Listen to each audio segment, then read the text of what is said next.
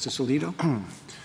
In response to the argument that a suit like Mr. Hensley's can easily get into, is very likely to get into discovery that would be very intrusive and disadvantageous to the government, the argument is made, well, the government can always invoke the state secrets privilege. How frequently does the government do that?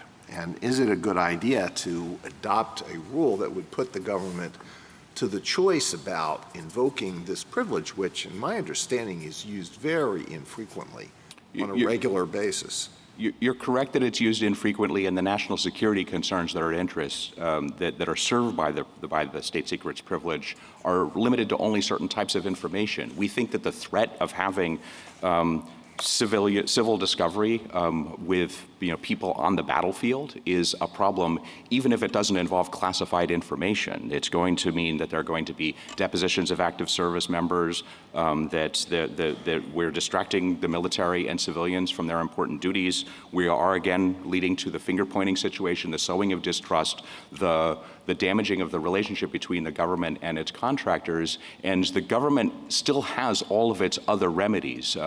In further response to the question from Justice Kagan, that when people don't follow their contracts, we can take certain steps to enforce that, and in this instance, we didn't cancel the contract, but we could have terminated the contract, stopped work, asked for liquidated damages, required personnel to be replaced. We could have done any of those things. We didn't do those things.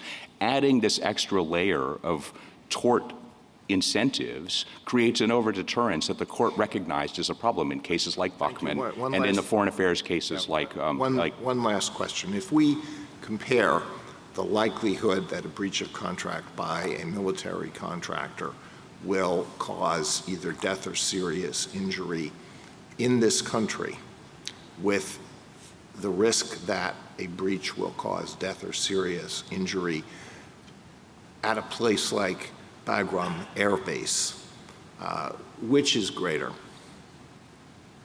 I'm sorry, I'm not quite sure I understand the question.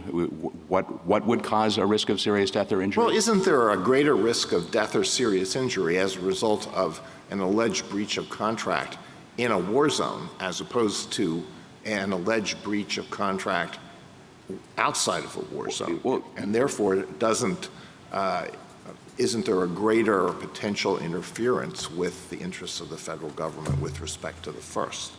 Yes, and this is a point that the D.C. Circuit made in the Soleil opinion, where it talked about the idea of tort laws requiring non-risky behavior all the time isn't compatible with a war zone. That doesn't mean that we want contractors to engage in extra risky contract with respect to complying with our contracts, but it does mean that we're worried about the overhang of having this extra liability out there. Thank you.